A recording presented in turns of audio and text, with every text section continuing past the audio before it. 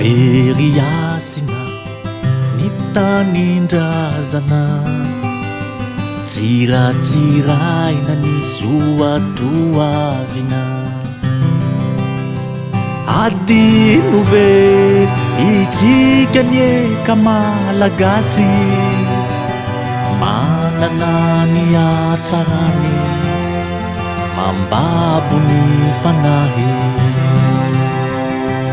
Lova tamin'ny dadabe, lova tamin'ny nenibe, nifandimbiasa ny taranaka.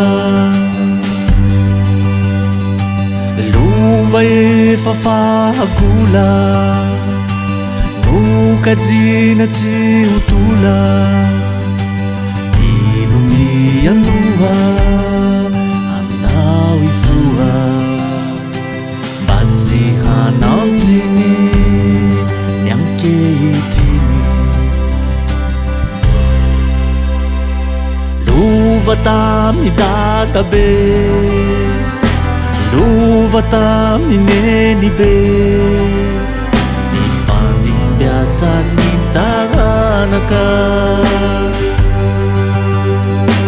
Lova efa fahagola, nokajina tsy hotola, ino miandoha andao ifoha, mba tsy hanantsiny